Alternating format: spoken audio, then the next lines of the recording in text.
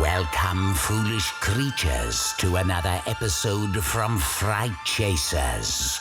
You'll hear spooky calls from our haunted hotline, stories plucked from another dimension with tales from the beyond, oddities galore in news from the beyond, and haunting interviews with your ghost host, Woody G. Watts.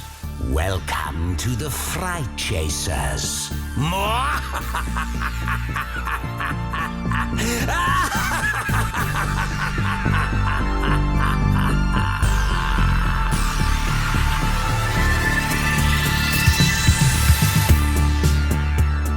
This is Woody G. Watts with a wonderfully spooky Tales from the Beyond for you.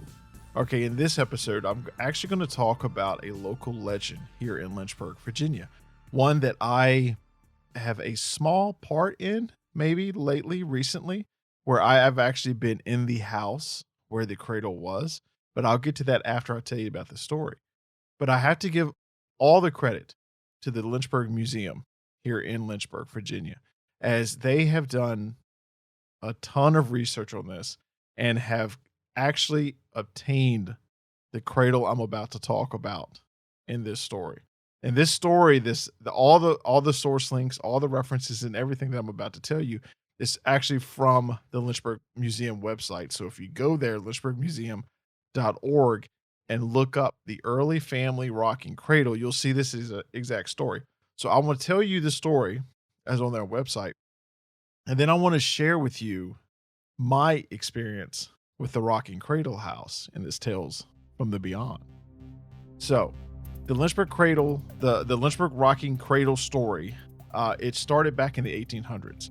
And like I said, Lynchburg Museum now has the cradle. So this is a wonderful, it's wonderful that it has been found and they have it. But this story dates back a long time and has been in every ghost book, in every ghost walk that Lynchburg has had. And so the fact that they have proven that they now have the cradle is just even more spooky. Okay, so the earliest written evidence of the cradle rocking is from 1858 in Margaret Anthony Cabell's Sketches and Recollections. She says only, the incident of the self-rocking cradle is of too recent date, and the facts too well known in Lynchburg to need any comment. While versions of the story trickled through various newspapers in the late 1800s, the version of the story that has become most well known is found in William Ashbury Christian's Lynchburg and Its People, published in 1900. It says, an occurrence partaking of the marvelous created a good deal of excitement in the town.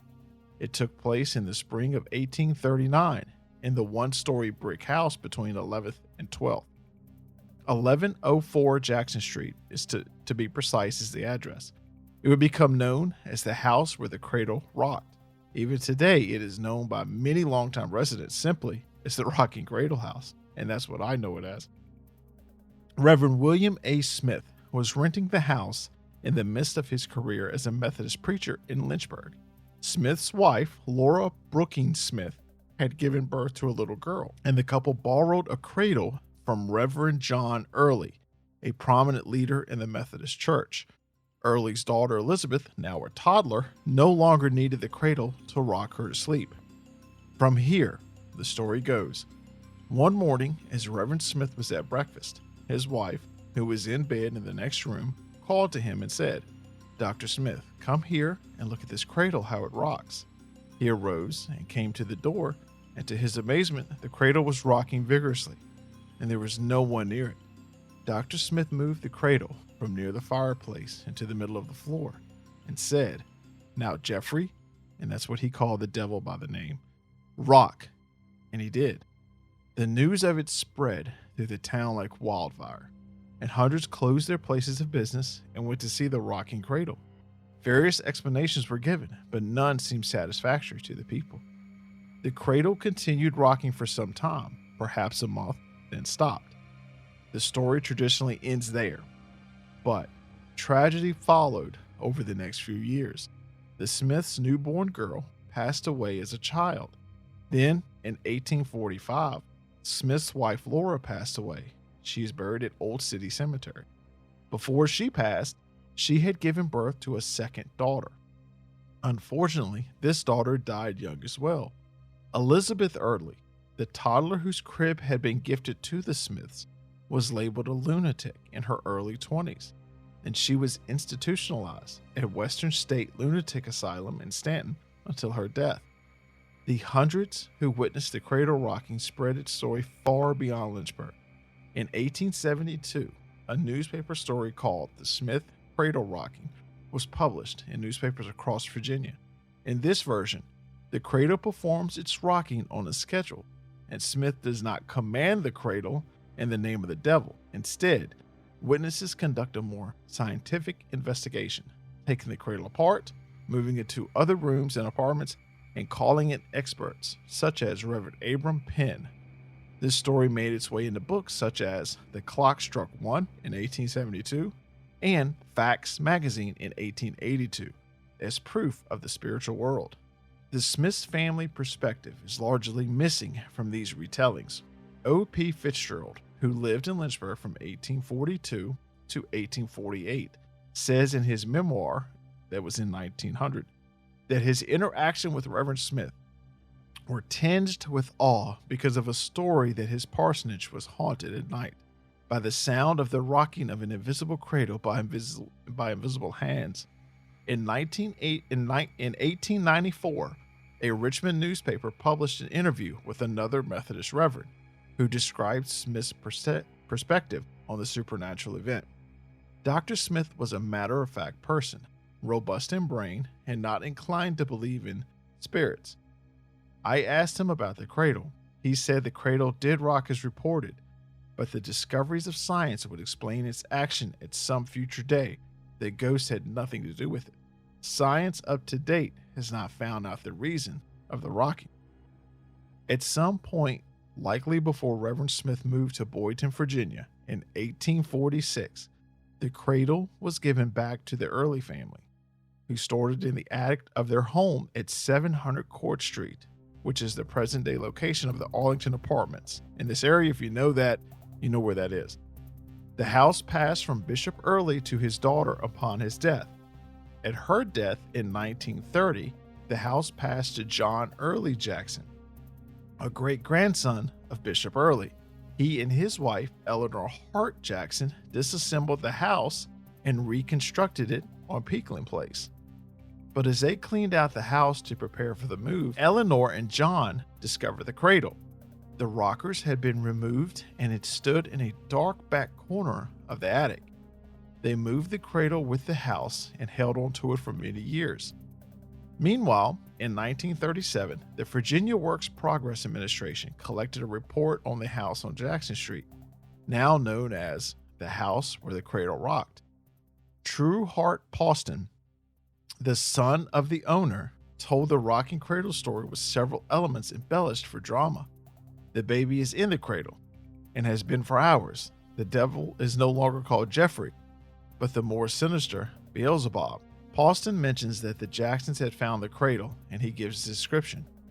The cradle itself is a very beautiful Sheridan mahogany, high-poster affair with turned spindle sides and a field bed canopy. It gives the effect of being a miniature Sheridan field bed on rockers. Miss Jackson had restored the rockers. The original ones have never been found. After the 1937 report, cradle disappeared from public record. Eleanor and John kept the cradle until about 1969, when they passed it down to their son, George, who passed it down to his son, Tom Jackson. And Tom kept the cradle safe for many years, but recently donated it to the Lynchburg Museum system so that everyone can enjoy the spooky history. And a couple of footnotes on the Lynchburg Museum website. I'll read those for you too. While Geoffrey may seem like an odd name for the devil, the name was traditional roots. Old Geoffrey was the name of the ghost that haunted the Epworth Rectory, the boyhood home of John Wesley, the founder of Methodism. And then in 1839, Penn was the presiding elder of the Lynchburg area Methodist churches, but he spent most of his career as a prominent minister in Richmond.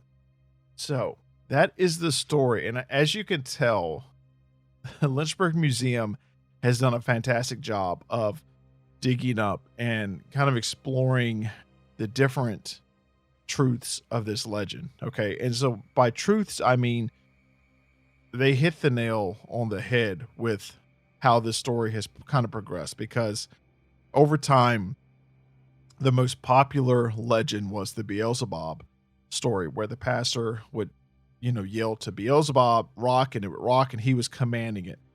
But in fact, if you do the research, the story is slightly different. But I think that what was forgotten, especially on my end of the story, and I say my end, but really the outward story that is most well known and not by historians, is that we are not told about the tragedy that hit the family after the cradle. Like, the cradle is usually the story, the rocking cradle.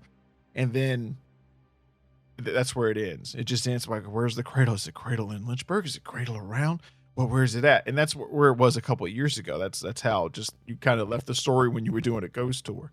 But the fact that the tragedy didn't stop there, and that the family really had several sad events happen after that, just makes it takes this from a ghost story to a really sad event, right? So let me tell you my part of the rocking cradle house story. And I don't have a part in the actual house itself.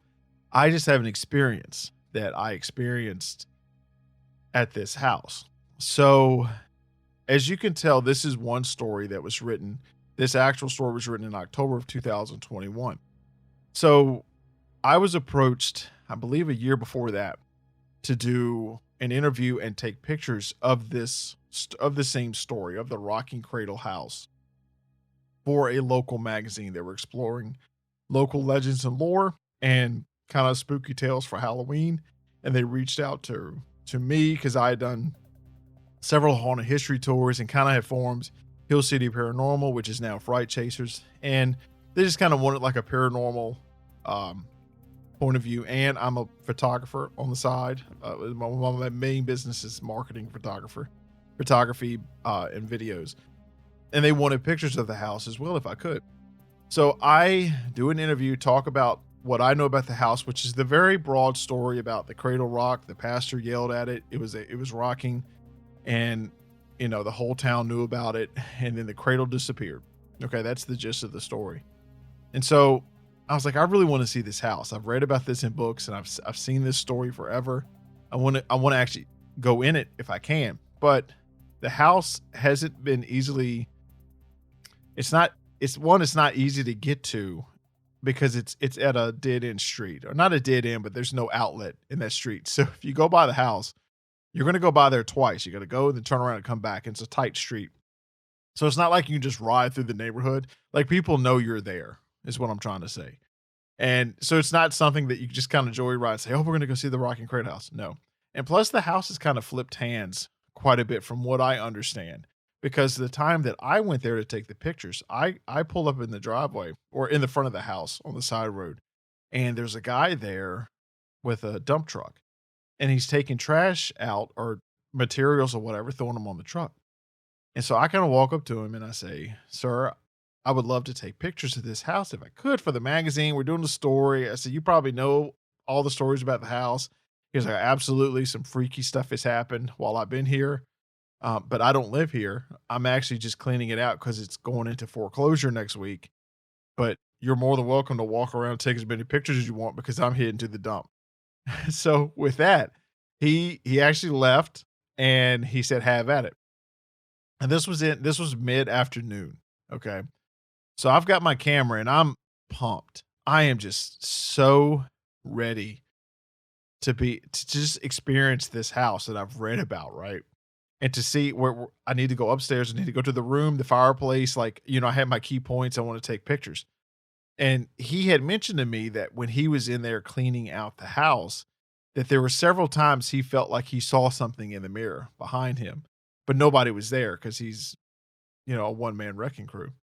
And so I walk in, and of course, my excitement is my adrenaline's going because I'm in a local legend. But the house automatically, one, it's a cute house. The structure of it's adorable. I love old homes, and my wife and I go to estate sales all the time just to see the home. This one, I love the layout, but it had a weird vibe right when you walk in. But it wasn't weird as it was gonna get yet. So you walk in the front of the house, and to the left is the main living room. And the first thing I noticed is that there were pictures of Jesus and religious photos all over the walls. And I mean, they were old photos and paintings and stuff. It wasn't anything printed on a computer, but there was something religious on just about every wall. Okay. And so that was the first thing. Was like, wow, okay, that's all right. That would make sense if this was a pastor's house, and all these years later. But yeah, every wall in that living room had something religious on it, a cross or a painting. And so I'm walking through the house, and I finally go upstairs to the room of where the cradle was supposedly at, and the fireplace, right? So you go in, and the house it's not dirty by any means, but it's clearly in need of, like, they're gonna fix it up, right? So there's no furniture in it. You might have a couple of lamps and some pictures still on the wall, but it's not like a bed is made or anything like that. All that stuff had been taken out. So you walk in the room and it is empty.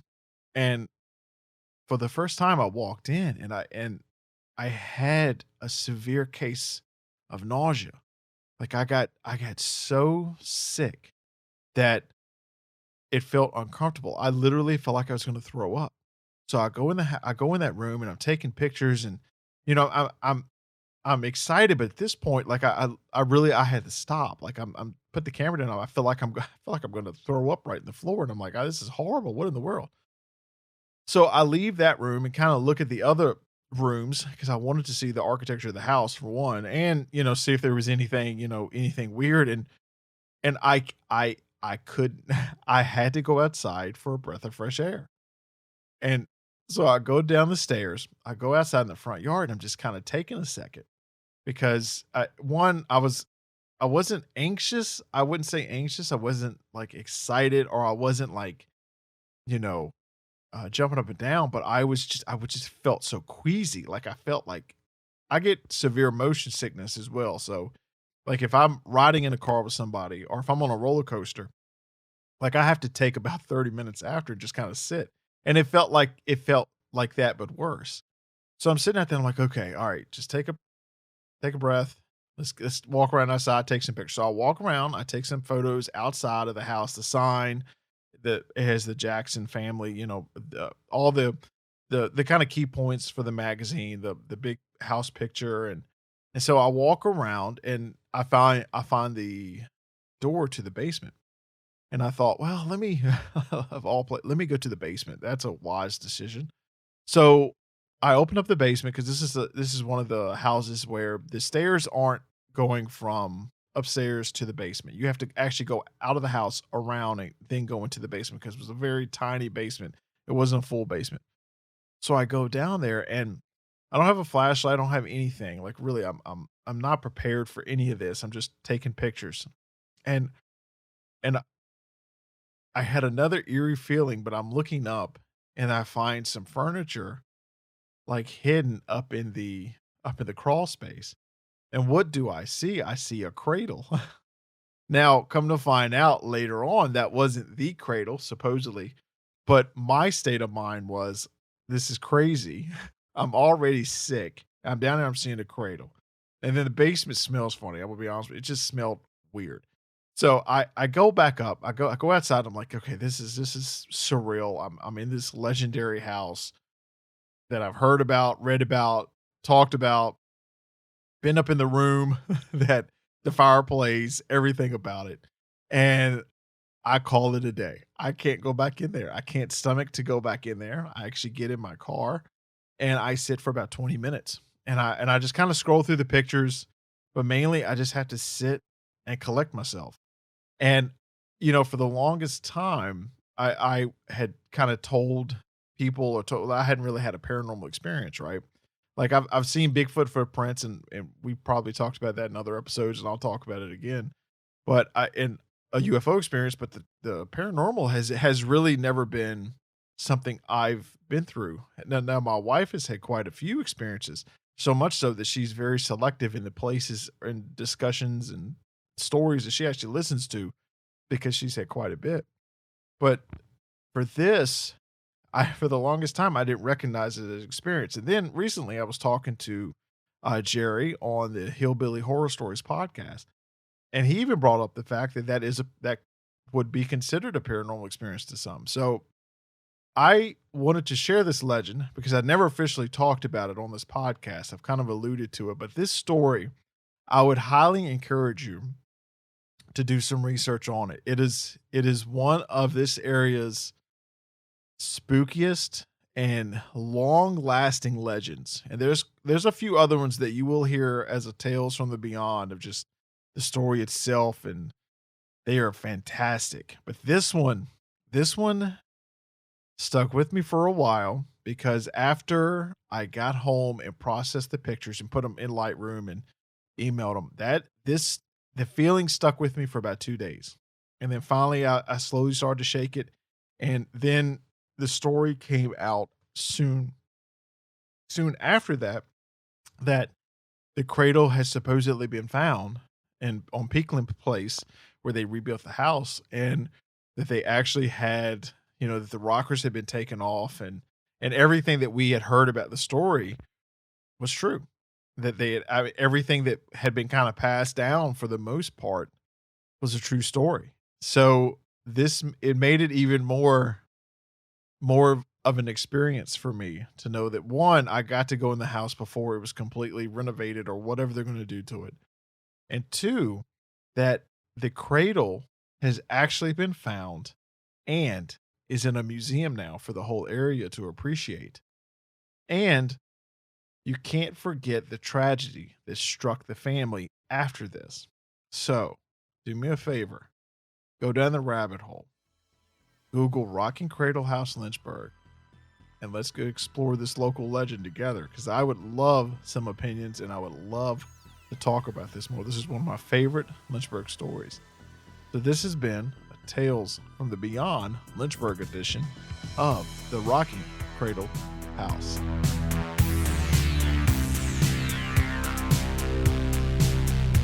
Be sure to check out our website at frightchasers.com and call our haunted hotline at 701-HAUNTED. That's 701-428-6833 with your spooky tale. We're dying to hear it. Thank you for listening to the Fright Chasers.